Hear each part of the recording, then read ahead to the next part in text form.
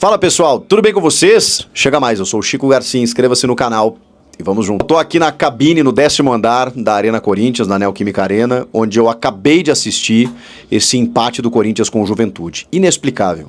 Eu posso aqui utilizar vários subterfúgios e ficar pensando de que forma o Juventude se armou pro jogo, que o Juventude foi muito valente, né, que resistiu, que conseguiu ter muita disciplina tática e tudo mais. E isso valoriza, sim, o que o Juventude vem fazendo.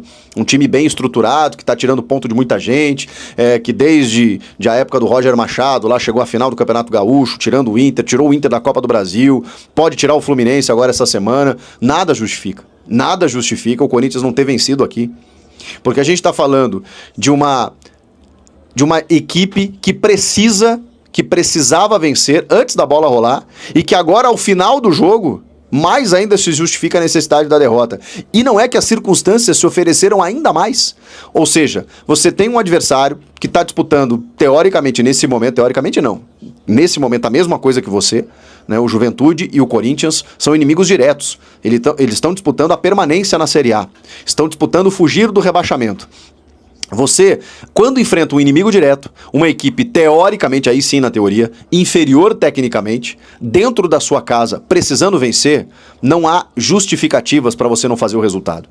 E aí, quando você ainda tem no final do primeiro tempo um jogador expulso, bom, aí você tem um jogador a mais, você tem uma superioridade numérica, e aí você, obviamente, tem mais chances de fazer o resultado. Quando antes dos 15 do segundo tempo você tem um segundo jogador expulso do adversário, aí nada mais justifica, nada mais. Aí você só precisa fazer o resultado. Aí você tem que ir pra cima mesmo e de qualquer forma empurrar a bola pra dentro do gol. É claro que não é assim que o futebol funciona, né? Senão o Juventude tinha se retirado do campo e dito, bom, beleza, agora eu perdi, vou embora. Não é assim que funciona. Você precisa ter competência. Você precisa ser assertivo, você precisa ser você precisa ser eficaz naquilo que você tem que fazer, que é colocar a bola no gol do adversário. E o Corinthians simplesmente não conseguiu. Ficou 40 minutos num jogo de ataque contra a defesa, simplesmente construindo à frente da área, sem conseguir agredir o gol do goleiro reserva do Juventude. Porque quem foi expulso no final do primeiro tempo foi o Gabriel Vasconcelos. E quem entrou foi o Matheus Claus. Pois o Matheus Claus não fez uma grande defesa na segunda etapa. Porque o Corinthians não conseguiu finalizar. E quando finalizou, eram chutes na lua, eram chutes fora do estádio, eram chutes em que a defesa travava, eram chutes em que, cara, é muita incompetência. É muita incompetência. O Rodrigo Garro, cara, ele deve ter saído de campo extenuado de tanto que tentou abastecer o ataque do Corinthians. O Coronado se arrastou até o final porque ele tentou resolver algumas vezes que o ataque não resolvia. O Pedro Raul, senhoras e senhores, o Pedro Raul, ele não consegue dominar uma bola. Ele atrapalhou o Coronado num lance de ataque. Quando ele tentou fazer o pivô e a bola foi escapando dele, e aí o Coronado vinha pra chutar e ele conseguiu recuar a bola e tirar a chance do Coronado de frente chutar. Quando ele teve a possibilidade de finalizar, ele finalizou mal. Mas ele é centroavante, meu Deus do céu. Ele é o cara responsável por isso. E ele não conseguiu fazer um golzinho. O Ramon Dias, no segundo tempo, quando percebendo, né, evidentemente, que o jogo se oferecia, ele mudou. Ele botou o Pedro Henrique no jogo. Ele não tirou o Wesley, ele manteve o Giovani, ele abriu o Pedro Henrique, ele tirou o Ranielli, que, aliás, merece um capítulo, né? O Ranielli, aquele do Antônio Oliveira, ele não existe mais. E eu não sei aonde ele foi parar. Porque aquele Ranielli, que era um dos principais jogadores do time, e aí eu não sei se pela fase do time ele acabava aparecendo mais, né? A gente tem que também fazer essa análise, talvez o Ranielli vinha sendo destaque no time do Antônio, porque era um time que, enfim, sofria demais. E aí você tendo um cara voluntarioso, um cara que se desdobra pelo time, você acaba valorizando. É ruim, né? Quando o teu time, o principal jogador do time é um volante de marcação. Não pode ser o teu destaque. O teu destaque tem que ser um camisa 10, um cara que faça gols, e o Corinthians não tem esse cara no time. Tem o Rodrigo Garro, mas que tá sofrendo para abastecer o ataque. O Ranielli, ele simplesmente, hoje, fixado à frente da defesa do Corinthians, ele deixou passar muita coisa. Por exemplo, o primeiro gol, do Juventude, a 3 minutos, na primeira chegada do Juventude. Você deixar o Jean Carlos, que é um dos principais jogadores da temporada no futebol brasileiro, na sua posição, quando ele pega a bola na intermediária ofensiva e ele tem um latifúndio pra jogar, cadê a marcação em cima desse cara? Porque é nesse cara que o passe não pode sair. O passe saiu lá na direita pro Jadson, que é um volante que apareceu no lado direito. Por quê? Porque o lado esquerdo defensivo do Corinthians também é frouxo demais. Com o Hugo, que, enfim, tem deficiências técnicas, e o Félix Torres, que é muito lento.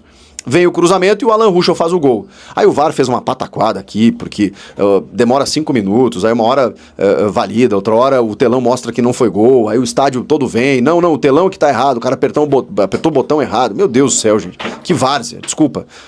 A várzea é mais organizado, desculpa a várzea, né, por estar falando isso de várzea. E aí, beleza, aí não, foi o gol, validou. Eu olhando assim, me pareceu que o Alan Ruschel tava um pouco inclinadinho, mas eu vi o lance uma vez só. É que se o braço dele tá na frente, não vale. Realmente não vale para efeito de anulação, né? Porque o gol, você não pode fazer um gol com a mão. Então você tem que marcar essa linha no joelho, na parte mais avançada de uma parte do corpo que pode fazer o gol. Então é joelho, ombro, cabeça, sei lá. Então a linha foi traçada, ele estava na mesma linha da bola e por isso o gol acabou sendo validado. Isso com 3 minutos de jogo numa falha do Fagner, uma falha de todo mundo, né? Uma falha do Ranieri ali na cobertura, na marcação no meio campo, o passe lá pro lado direito, o cruzamento que passa por todo mundo e o Fagner antecipa o Alan Ruschel antecipa o Fagner e o Hugo Souza tenta fazer a defesa, a bola vai morrer no fundo da rede. 1-0 pro Juventude com 3 minutos. Mas aí você pensa, tá bom, beleza. Na primeira chegada dos caras, o gol do Juventude. Bom, dá tempo de reverter, né? O Corinthians tá jogando em casa contra o Juventude, tá com praticamente o time titular, o Ramon colocou em campo aquilo que ele tinha de melhor, porque o Romero tava suspenso. O Yuri sofreu uma cirurgia aí para retirada de pedra da vesícula, retirada da vesícula, inclusive. Vai ficar 20 a 30 dias fora, mas ninguém mais queria o Yuri no time. Todo mundo queria o Giovani de titular, então ele usou o que ele tinha de melhor, o resto, com exceção do Félix Torres, né? Que aí eu não consigo entender o Kaká no banco e o Félix Torres titular, de verdade. E aí, não é que o Juventude teve chance para fazer o segundo? Porque o Eric chegou na cara do goleiro num passe do Lucas Barbosa também, muito livre aqui no meio campo, e o Hugo Souza acabou salvando o Corinthians. Por que isso aconteceu? Mais de uma vez. Porque o André Ramalho, que eu tenho destacado, que eu tenho elogiado, cara, eu não sei se ele estava acostumado com a linha de 3, com 3 zagueiros, com alguém na sobra, ele começou a jogar muito avançado. E aí, quando você não tinha uma cobertura que estava acontecendo, que era do Ranieri, a bola passava. E quando a bola passava, não tinha ninguém na sobra. Só tinha o Félix Torres, que é lento na recomposição. E o Juventude, cara, começou a chegar na frente da defesa. E o Ramon não corrigia isso no intervalo, no primeiro tempo. E aí veio o intervalo, mas antes do intervalo vem a expulsão. E aí depois, aí eu preciso falar da parte que cabe ao Corinthians na parte ofensiva. O Corinthians foi muito bem ofensivamente em termos de construção de jogadas. O Giovani tem uma bola que ele cria, cortando pra dentro, chutando na trave. Depois ele tem mais uma bola pelo lado esquerdo que a bola bate na trave. Depois ele tem uma cabeçada. Depois ele tem um lance pela direita em que ele tenta surpreender o goleiro defende caindo pra dentro do gol. O Wesley criou 2 oportunidades pelo lado esquerdo. O Coronado aqui pela direita. O Alex Santana na frente da área. O Corinthians chegou, mas não guardou, não fez o seu gol. E essa era a crítica, pelo menos inicial do primeiro tempo, porque ainda dava tempo. Do tipo, tá bom, o Corinthians não tá fazendo o seu gol, mas tá chegando, tá dominando o jogo. Mas ainda assim cedia alguns espaços, dava pra corrigir. Vem a expulsão do goleiro Gabriel, porque ele trava o Giovani na entrada da área, chance clara de gol, o árbitro muito bem acaba expulsando. Aí entra o Matheus Claus e ele tira o Carrijo, o Jair Ventura, né? Deixa o Juventude com 1 a menos. O segundo tempo inteiro. E aí, com 15 minutos, o Alan Ruschel acaba expulso por um segundo cartão amarelo, 2 jogadores a mais.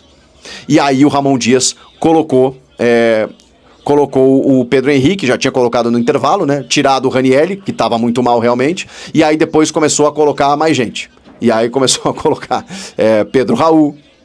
Aí lá mais pro final ele tira o Giovani também. Porque aí o Pedro Henrique também foi um cara que caía pelo lado direito e muitas vezes aparecia no centro da área. Nessas chegadas, confundindo a marcação, ele fez o gol de cabeça, que empatou o jogo. E ali eu pensei, bom, 2 jogadores a mais. O Corinthians agora empatou o jogo. Meu, do jeito que tá configurada a partida, o Corinthians vai pra cima e vai ganhar esse jogo, mas assim, tranquilo. Vai enfiar 2-3-1. Não foi o que aconteceu. Aí ele tenta o Guilherme Biro também, mais pra parte final, e era esse o modelo. Era um Corinthians atacando, o Corinthians o Juventude se defendendo, mas os caras não conseguindo fazer o gol. O Pedro Henrique perdeu... Ele fez um gol, né? Mas ele perdeu 2. O Pedro Raul perdeu umas 2 ou 3 oportunidades. O Giovani recebe uma bola pelo lado direito, o Garro tentando, né? Teve uma por elevação, teve outra infiltrada por baixo, o Coronado tentou um chute que bateu na trave. Cara, nada deu certo pro Corinthians nesse jogo. Impressionante. Os caras não conseguiram fazer o segundo gol, que era muito necessário. Pelas vitórias do Grêmio e do Fluminense, o Corinthians voltou pra zona e mais do que isso, hoje é 18º na tabela. Tem a decisão contra o Grêmio na quarta-feira no Couto Pereira, mas não pode descuidar do brasileiro. É um time que vem evoluindo com o Ramon, mas hoje não tem desculpa, não tem justificativa, não tem o que eu possa explicar pra vocês. Era um jogo pra vencer antes da bola rolar. Depois, quando o jogo se apresentou, se ofereceu, aí é mais inexplicável ainda. Não dá pra entender e é um jogo que pode ser simbólico numa disputa que o Corinthians vai sofrer a partir de agora pra escapar da Série B. O Corinthians vai lutar um campeonato agora para escapar dessa situação. E esse jogo vai fazer falta. Tomara que não faça, mas vai fazer falta. Esses pontos. Beleza, ganhou do Bahia fora. Vai ter que fazer mais jogos como aquele. Vai ter que buscar mais pontos fora. Porque esse aqui, contra o inimigo direto, Juventude, em casa, você conta como jogo ganho. E não foi o caso. Então, foi um tropeço maiúsculo do Corinthians. Não poderia ter negociado com outro resultado como negociou. E agora a preocupação, ela só aumenta, né? Porque o Corinthians tem uma decisão na quarta e vai ter que pensar no final de semana. Meus amigos, de fato o Timão acertou a contratação do Thales Magno aí. O Timão ele vai pagar um valor por empréstimo, tá? E vai fixar um valor de compra aí de 93 milhões pelo empréstimo do atleta. Lembrando que ele tem apenas 22 anos, é um jogador muito jovem, né, fiel?